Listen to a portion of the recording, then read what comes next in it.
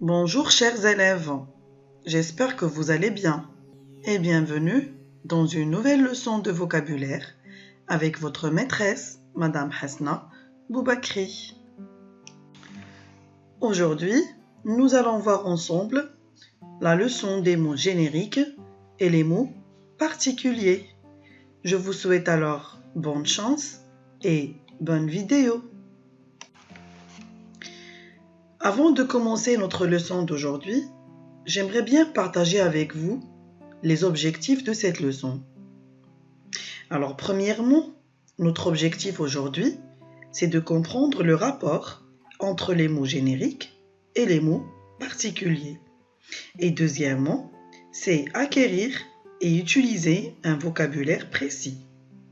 Donc, nous allons découvrir ensemble dans cette leçon ce que c'est un mot générique et ce que c'est un mot particulier.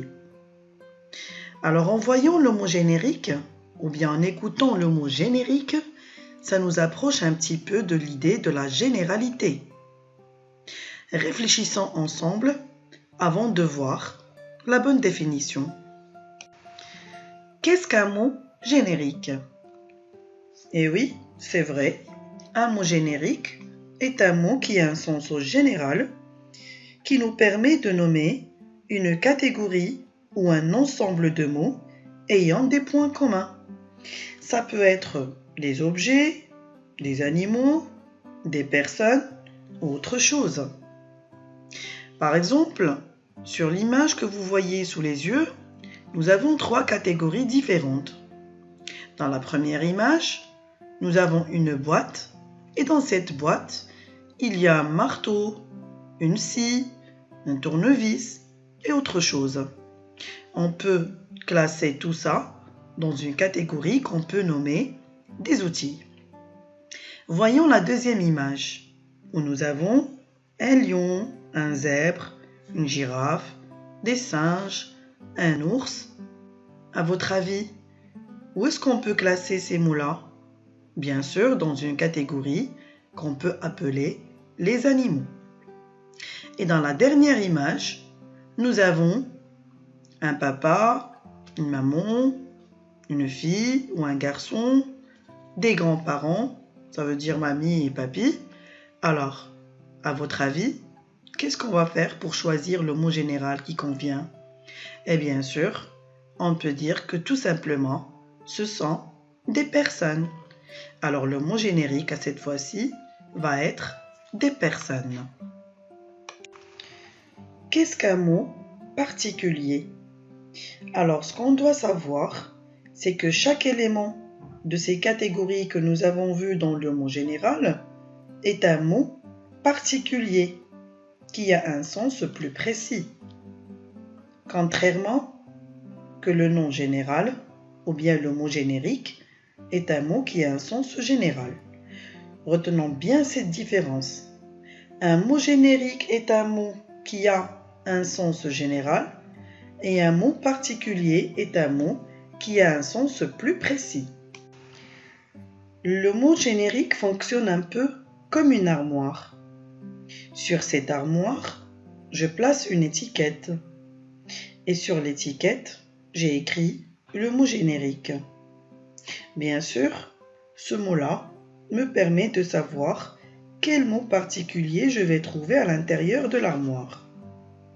Alors ici, comme le mot générique est insecte, je vais trouver bien sûr à l'intérieur de l'armoire tous les mots qui désignent des insectes. Voyons l'exemple. Il y a ici comme insecte l'abeille qui vous salue, la mouche qui va peut-être déranger l'abeille, la fourmi qui travaille comme toujours, n'a pas le temps pour se reposer, et Madame Coccinelle qui va faire du shopping. Alors c'est clair, puisque le mot générique est insecte, donc il va désigner des mots particuliers qui ont rapport avec des insectes. Donc, le mot insecte est comme étiquette de l'armoire.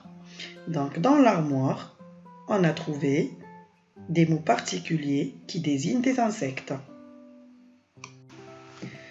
Comme nous venons de voir dans l'exemple des insectes, insecte est le mot générique qui nous a défini les mots particuliers fourmi, abeille, coccinelle et mouche. Prenons un autre exemple. Alors ici, au lieu de l'armoire, j'ai pris comme exemple du mot générique une boîte ou un carton. Bien sûr, sur la boîte, on doit mettre l'étiquette et sur l'étiquette, on doit mettre le mot générique qui convient. Prenons maintenant l'ensemble des mots particuliers que j'ai. Alors là, j'ai un ensemble d'animaux. J'ai une petite chatte adorable, un très beau renard, un gentil lapin avec sa carotte et une belle girafe. Puisque tout ça nous présente des animaux, le mot général qu'on va mettre sur l'étiquette, c'est animal. Du coup, le mot générique ici, c'est animal, qui nous désigne des mots particuliers, le chat ou bien la chatte, le renard, le lapin ou la girafe. Ou encore, si j'ai des mots particuliers, chat, renard, lapin et girafe, automatiquement, je vais mettre comme étiquette ou bien comme étiquette du mot général, animal, puisque ça désigne bien sûr des animaux. Maintenant, puisque nous avons bien compris ce que c'est un mot générique et un mot particulier, ça nous vient en tête de nous poser la question: à quoi servent ces mots génériques et ces mots particuliers? Allons-y, réfléchissons ensemble. Eh bien, le mot générique nous permet de définir les mots particuliers. Par exemple, ici, nous avons une jolie bague et un beau collier avec ses boucles, qu'on peut classer dans les mots particuliers. Donc, bague, boucle et collier sont des mots particuliers. Et le mot générique qui définit ces mots particuliers, c'est bijoux. Et d'une autre part, les mots génériques et les mots particuliers servent aussi à éviter les répétitions dans une phrase, dans un texte ou dans un paragraphe. Au lieu de répéter les mêmes mots, on peut les remplacer par leurs mots génériques. Prenons un autre exemple. J'adore les cerises, les fraises et les framboises.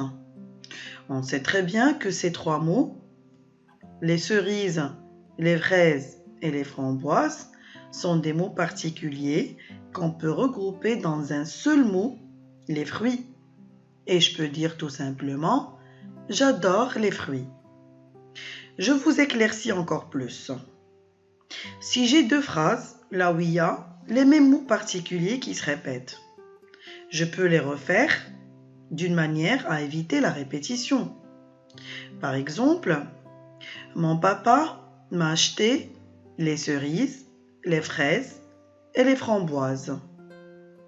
Virgule, j'adore les cerises, les fraises et les framboises. Là, je vais dire, mon papa m'a acheté les cerises, les fraises et les framboises. Virgule, j'adore ces fruits, pour éviter la répétition. Et pour tout conclure, comme d'habitude à la fin de chaque séance, la conclusion d'aujourd'hui, c'est un mot générique est un mot qui a un sens général, qui désigne plusieurs mots particuliers qui ont un sens plus précis pour éviter les répétitions. J'espère que la leçon était très claire pour vous et sur ce, je vous dis à bientôt et à la prochaine leçon. Au revoir.